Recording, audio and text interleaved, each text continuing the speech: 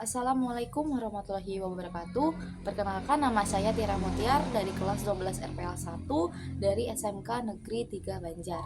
Di sini saya mau menjelaskan terkait tentang alur sistem dari aplikasi pengaduan masyarakat yang saya buat untuk persiapan uji kom nanti. Langsung aja ya.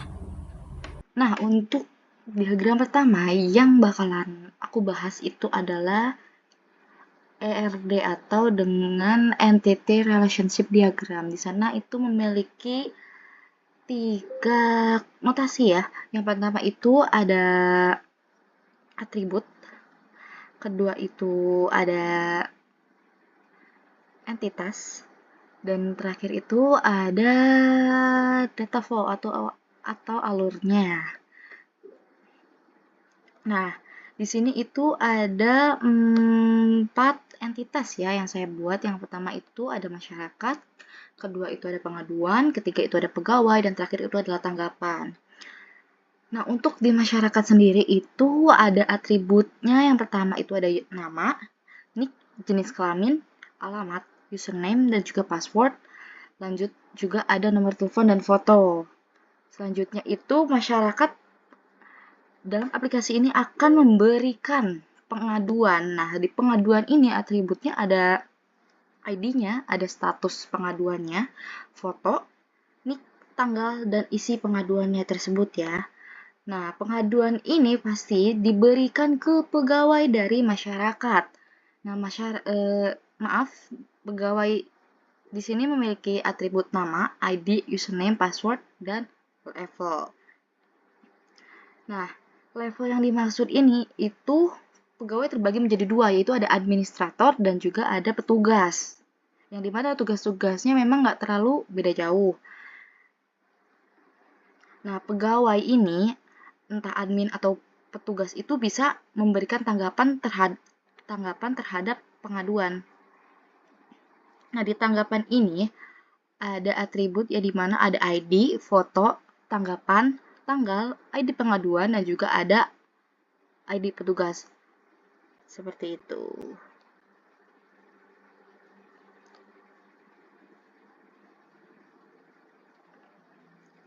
Nah, oke. Selanjutnya kita langsung ke diagram selanjutnya, yaitu kelas diagram. Nah, selanjutnya itu ada diagram kedua, di mana saya membuat kelas diagram yang diadaptasi dari diagram sebelumnya, yaitu ERD atau Entity Relationship Diagram. Di sini juga ada 4 entitas, yaitu ada masyarakat, pegawai, pengaduan, dan tanggapan. Nah, di kelas diagram itu memiliki atribut. Ini bisa disebut atribut ya. Sedangkan di bawah itu ada function atau operation. Jadi, si entitas ini itu mempunyai function apa sih? Di aplikasi tersebut bisa apa aja gitu. Contohnya di pegawai. Di pegawai ini dia bisa create yang dimaksud itu bisa membuat tanggapan untuk menanggapi aduan dari masyarakat. Bisa membaca, yang dimaksud membaca itu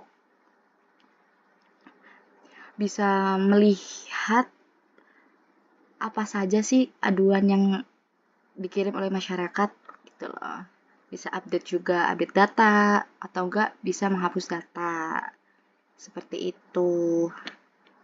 Jadi alurnya ini nggak beda jauh dengan ERD ya, karena memang ini adaptasinya. Nah, masyarakat ini pasti akan memberikan sebuah pengaduan ke pegawai atau ke sistem. Nanti pegawai tersebut, entah itu administrator ataupun petugas, bisa memberikan tanggapan ke pengaduan yang telah masyarakat kirim. Seperti itu. Oke, selanjutnya kita akan lanjut ke diagram, use case diagram ya. Jadi ini adalah diagram ketiga. Oke, selanjutnya itu ada diagram ketiga, yang dimana saya membuat diagram use case atau use case diagram ya. Nah, diagram ini tentunya adaptasi dari diagram sebelumnya, entah itu ERD ataupun kelas diagram. Di use case diagram ini memiliki notasinya sendiri, yaitu ada aktor, ada use case subject, atau alur sistemnya, dan juga ini ada use case-nya atau atributnya lah ya di diagram ini. Pada diagram yang satu ini ada aktor yang tadi saya sebutkan. Saya buat 3 aktor di mana itu ada admin, petugas, dan juga masyarakat. Untuk admin dan petugas itu kalau misalnya ngambil dari ERD atau kelas diagram masuknya ke pegawai ya. Cuma di sini saya bagi jadi 2 karena tugasnya memang sebenarnya nggak beda jauh tapi agar lebih spesifik saja. Nah, untuk masyarakat itu bisa register atau mendaftarkan akun, bisa login ke website atau aplikasi dan melaporkan pengaduannya. Dan selanjutnya itu adalah logout dari aplikasi. Selanjutnya itu ada petugas. Petugas juga bisa login. Selanjutnya itu memverifikasi dan juga validasi dari laporan atau aduan masyarakatnya. Lalu bisa juga memberikan tanggapan terhadap pengaduan. Dan terakhir itu adalah logout. Nah, dan yang terakhir itu ada admin. Kalau admin ini memang lebih banyak tugasnya. Yang pertama itu bisa login. Dan juga melakukan verifikasi dan juga validasi. Selanjutnya itu bisa pengecekan data pengaduan, bisa pengecekan data masyarakat, dan sekaligus bisa memberikan tanggapan. Dan admin ini juga bisa generate laporan atau seperti mengunduh laporan pengaduan masyarakat tersebut. Terakhir yaitu ada logout, seperti itu. Baiklah, kita bisa lanjut ke diagram selanjutnya ya. Jadi diagram selanjutnya itu saya telah membuat DFD atau data flow diagram. Baik, selanjutnya ini saya sudah tampilkan dari DFD yang saya buat ya, data flow diagram. Di data flow diagram ini juga memiliki notasinya masing-masing, yaitu ada internal entity atau dengan entitas ya. Di sini juga ada proses. Selanjutnya itu ada data store data store, dan ini juga ada data flow atau sama dengan alurnya ya.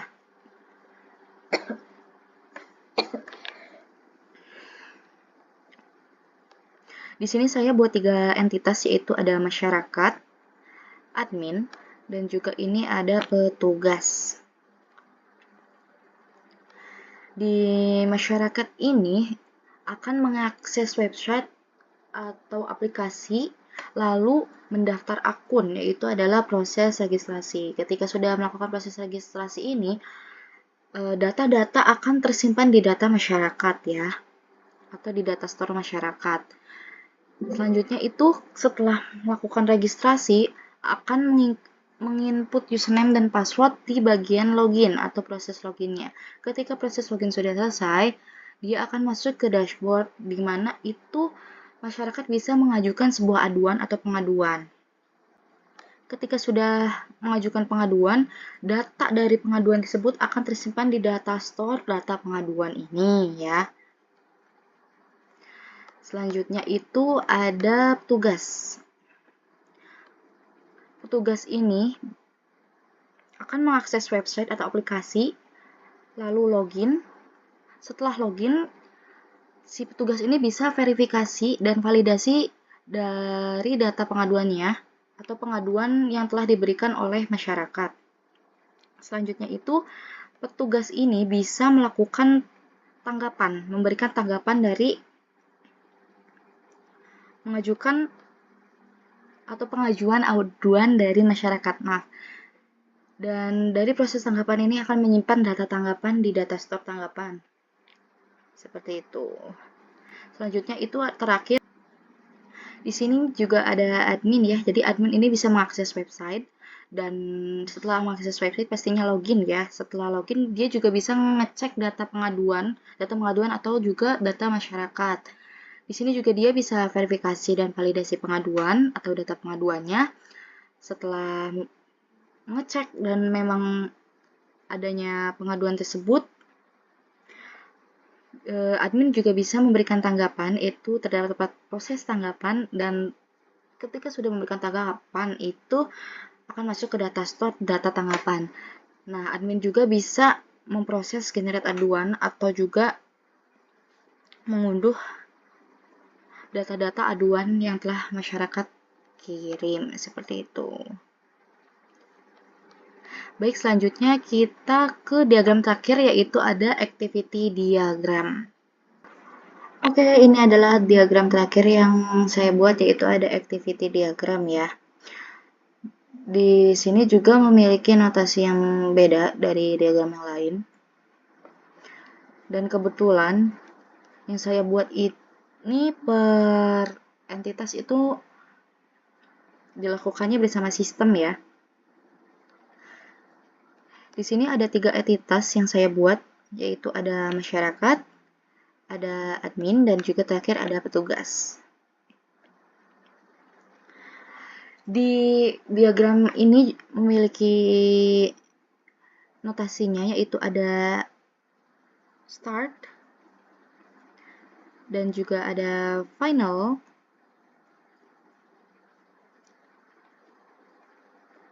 lalu ada action, dan selanjutnya itu ada alurnya ya.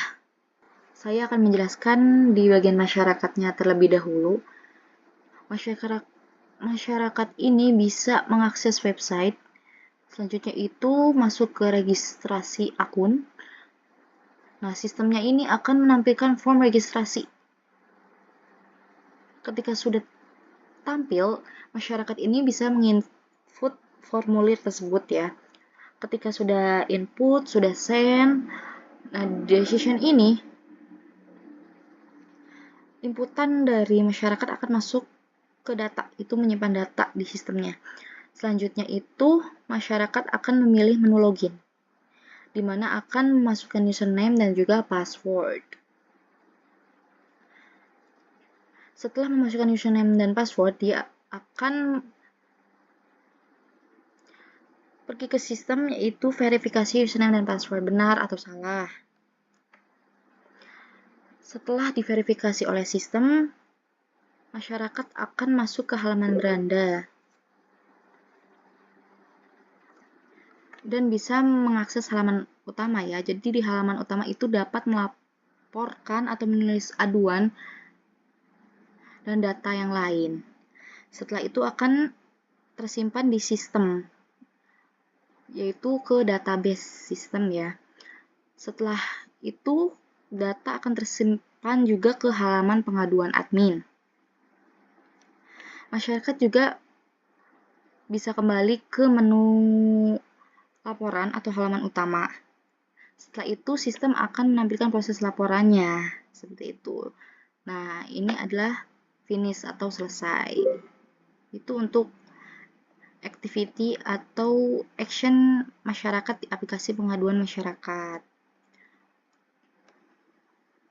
Selanjutnya itu ada admin. Admin di sini bisa mengakses website, login, dan sistem akan menampilkan beranda ketika loginnya berhasil ya ini. Ketika sudah menampilkan beranda, admin bisa mengakses halaman data masyarakat.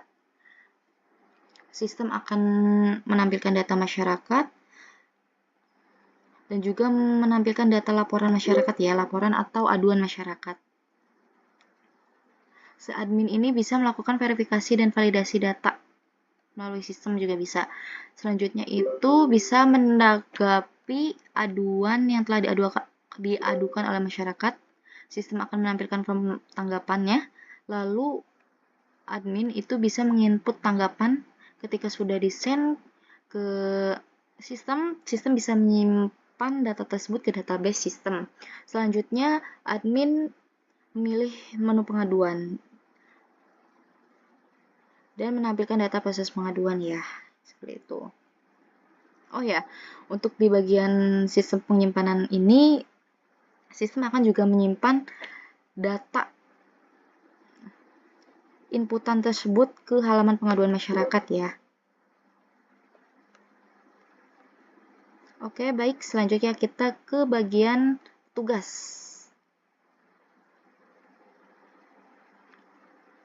Di petugas ini bisa mengakses website, login, sama seperti admin.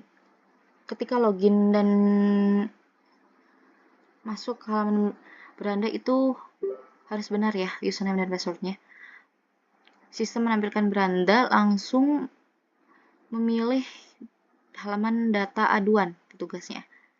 Selanjutnya sistem akan menampilkan data aduan masyarakat atau laporan, bisa memverifikasi validasi data, lalu petugas bisa memilih untuk menanggapi aduannya, dan sistem menampilkan form tanggapan, dan petugas bisa menginput tanggapannya, lalu menyimpannya di database sistem.